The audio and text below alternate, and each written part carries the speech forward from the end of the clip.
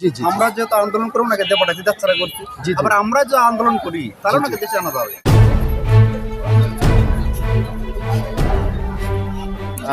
আসসালামু আলাইকুম। ওয়ালাইকুম আসসালাম। তো ভাইজান, যেহেতু আপনি একজন সচেতন মানুষ এবং একজন সাহসী মানুষ, সেই ক্ষেত্রে এই বিষয়টি আপনার কাছ থেকে জানতে চাচ্ছি যে এখনও একটি বিষয় বাংলাদেশে মাঝে মাঝেই উঁকি মারে। বিষয়টি হচ্ছে আমাদের বাংলাদেশের সাবেক প্রধানমন্ত্রী শেখ হাসিনা বাংলার জমিন ছেড়ে ভারতের জমিনে অবস্থান করতেছে।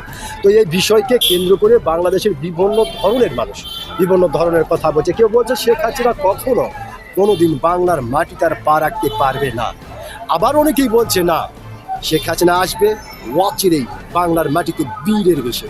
তো ভাইজান, আপনি একজন সচেতন মানুষ হিসাবে আপনার কাছ থেকে জানতে চাই যে আসলে আসতে পারবে কি না। ভাই এখন জনগণের উপর ভিত্তি করে জনগণই কিন্তু ওনাকে দেশ ছাড়া করছে। জি, জি, জি। আবার ওনাকে ফিরে আনার জন্য জনগণ যদি চায় উনি ফিরে আসতে পারে। জনগণের কারণে দেশ ছাড়া করছে, জনগণ ওকে ফিরে আনতে পারবে।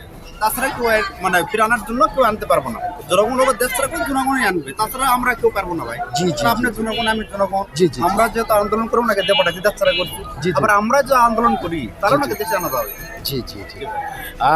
অসংখ্য ধন্যবাদ ভাইজান আপনাকে। আপনি যে সত্যি একজন সাহসী মানুষ, আপনি কিন্তু আপনার সাহসিকতার পরিচয় দিয়েছেন।